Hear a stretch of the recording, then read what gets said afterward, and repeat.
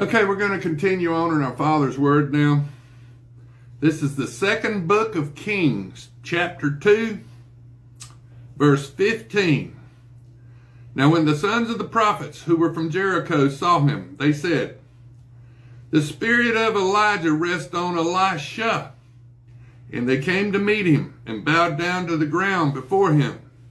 Then they said to him, "Look now, there are 50 strong men with your servants.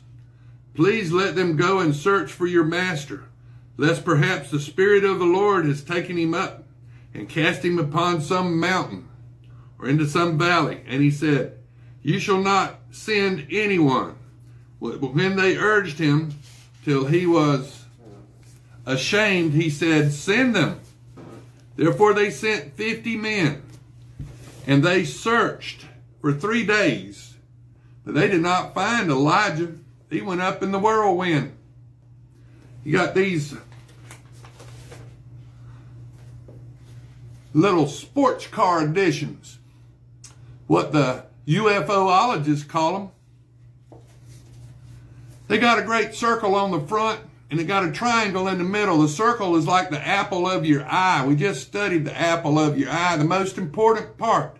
Well, you read this first. That's what the circle means, to read it first. And then you got the triangle in the middle of the circle, clearly marked God's space vehicle. I mean, it's written in Ezekiel 1, Ezekiel 10, Revelation 4, Revelation 5, and now we're reading about Elijah going up in the whirlwind. UFOs aren't anything new. They've been around for a long time. Yeah, a long time. And they're clearly marked.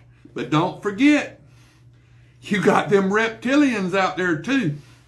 You got to deal with them. Not only God's space vehicles, but you got reptilians you got to deal with. And you always have, and you will until 666 and 777. Everything's going to change then. We're all going to be changed back into spiritual beings. And we'll have 1,000 years of teaching in the millennial temple. At 777, every knee will bow, every tongue confess. And the elect, the elite, the doc, the upright, the saints, the teachers, for 1,000 years in the millennial temple along with Jesus Christ. And God's going to take him a day off and go out and piddle out in the universe and do whatever God does in the universe. I have no idea what he does. Create stuff. Adjust stuff. I don't know what all he does. Checks things out.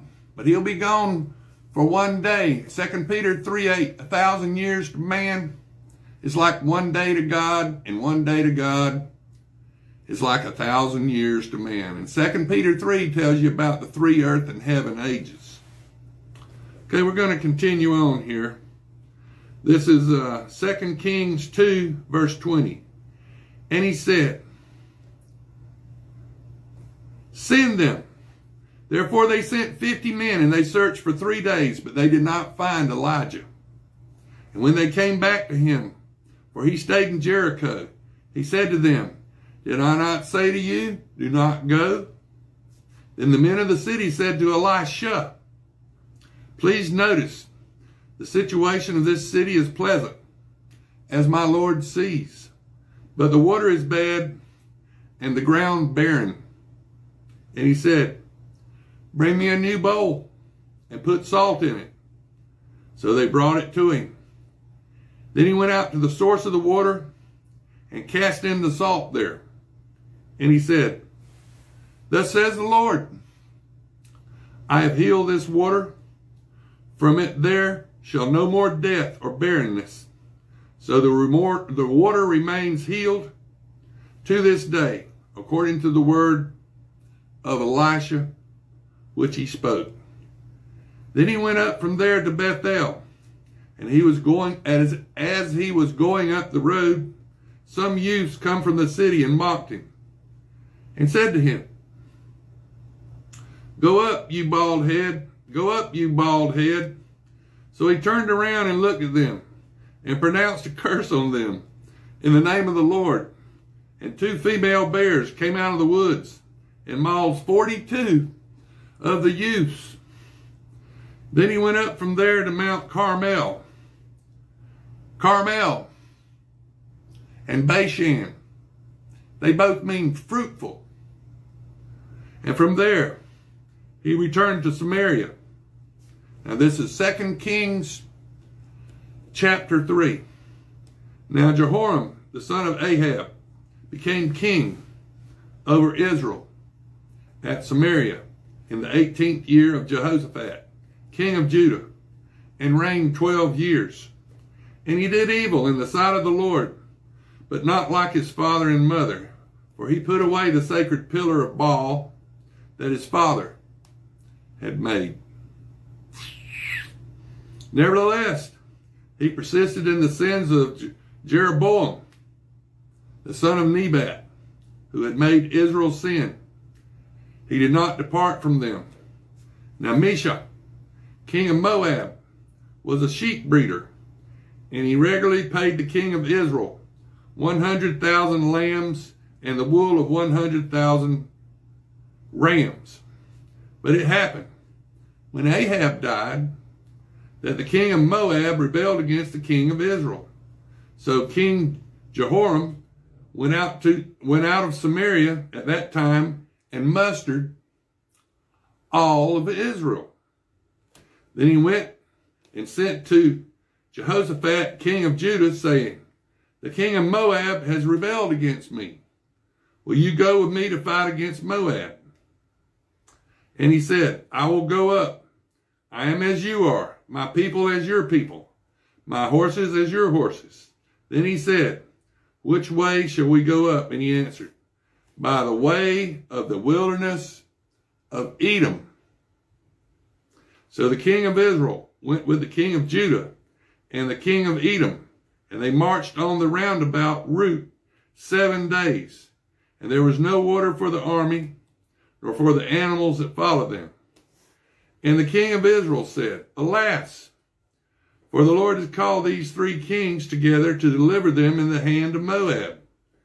But Jehoshaphat said, is there no prophet of the Lord here, that we may inquire of the Lord by him?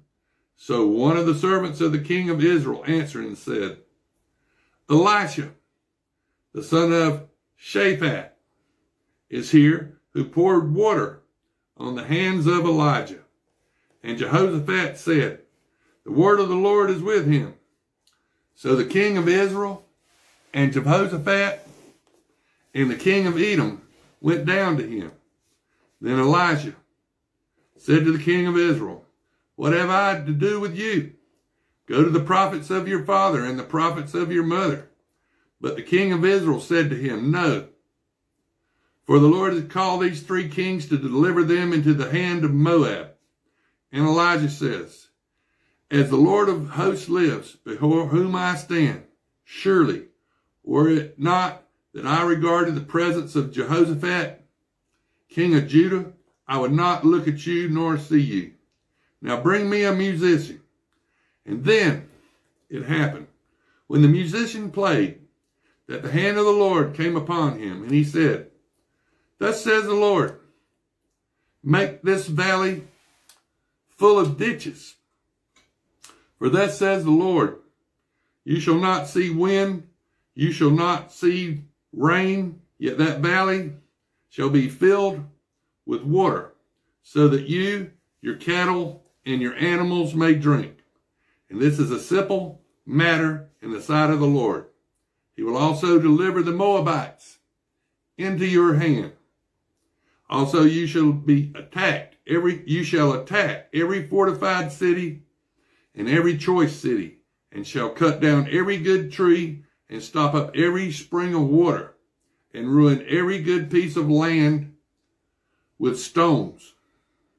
Now it happened in the morning, when the grain offering was offered, that suddenly water came by way of Edom, and the land was filled with water.